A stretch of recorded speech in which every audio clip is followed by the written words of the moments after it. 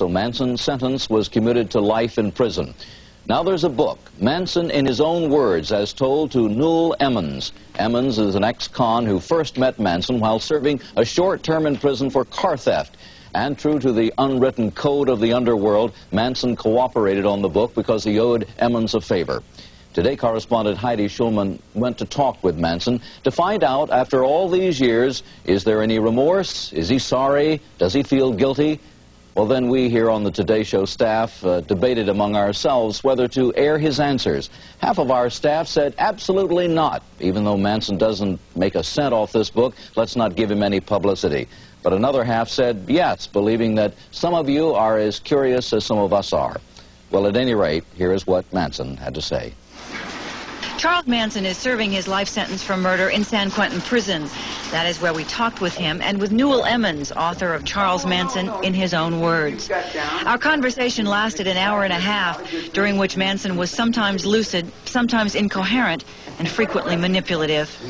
From your words, as Mr. Emmons quotes them in this book, it's clear that you were guilty of murder, and yet he says in all his conversations with you, he never heard you express remorse. Have you never felt it? Remorse for what? You people have done everything in the world to me. Doesn't that give me equal right? I can do anything I want to you people at any time I want to, because that's what you've done to me. If you spit in my face and smack me in the mouth and throw me in solitary confinement for nothing, what do you think's going to happen when I get out of here? Guilty. I wouldn't do anything that I felt guilty about. You don't feel guilty at all? There's no need to feel guilty. I haven't done anything I'm ashamed of.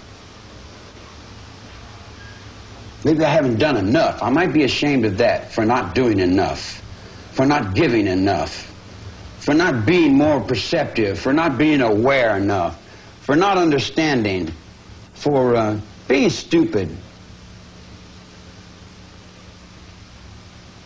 Maybe I should have killed 400 or 500 people, then I would have felt better.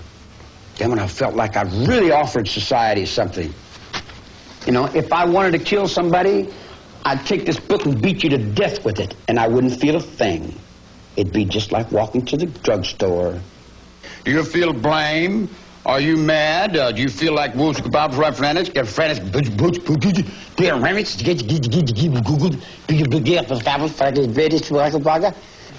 Newell Emmons is an ex-convict who first met Manson in prison in the 50s. He claims he wrote the Manson book after 7 years of conversation with Manson to show that he's no leader, no guru, but just a loser. Why should anyone care to read this book? My purpose when I first started was virtually to destroy the myth. I showed that he's not as complex or as the occult leader, or etc., that he's been projected as being. I don't fit in society, and I am incompetent. I'm definitely incompetent. No, that's not what I said. Well, I say that. I say that. No, there's nothing wrong with being incompetent, because you don't have to do as much. If you're competent, then you got a lot to do. See, but there's another aspect of it too. I've learned to reflect. I just reflect back. I know I don't know. I know I'm stupid. I admit I'm a petty whatever. I've never been a success at anything. I even got to the point where I didn't want to be a success at anything. What would being a success, what does that mean, you know? Money? Oh, I've had all the money in the world 3 times and I had to give it back. That's a stupid little game, you know? My awareness and my consciousness is not the same as somebody that goes to school and has a mom and dad. See, not having parents have left me in another dimension, so to say, you know. I don't have no bad going for nothing. I don't judge. I hardly even think about too much. It's hard for me to remember breakfast. In fact, if I didn't have 2 or 3 girls to help me, I would pretty much be lost and I wouldn't know what the hell I'm doing. You write that in all your conversations with Charles Manson, he never expressed remorse. Have you seen any today? I mean, perhaps he believes totally in his own mind that he's not guilty. You guys got this stuck in your head that I've murdered somebody. You've got it stuck in your brain that I murdered somebody. What do you want to call me a murderer for? I've never killed anyone. I don't need to kill anyone. I think it. I have it here. Who is this man you've been talking to for 7 years? Well, to me, he's a convict that was a failure.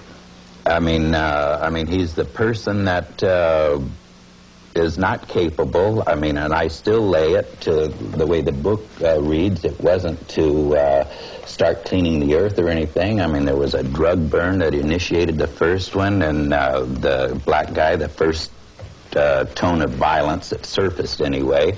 And then the death of Gary Hinman, there again it was dope related, and it just kept feeding from there, and so it had no spiritual aspects at all. It was just a bunch of guys out there, kids out there that was living and doing their own thing, and it used to be party time and play time, and then through drugs and the whole bit, well, it started getting a little bit nasty, a little bit meaner, and first thing you know, there's murders. In my whole life, I've burglarized a grocery store, stole some nickels and dimes, busted open a stamp machine, stole a few automobiles, and cashed a couple checks. I'm a petty car thief.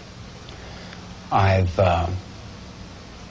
been with prostitutes and bums and winos and all my life. The street is my world. I don't pretend to go uptown and be anything fancy.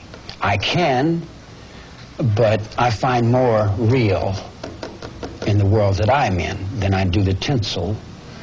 And the real world is the one I have to deal with every day, you know. Believe me, if I started murdering people,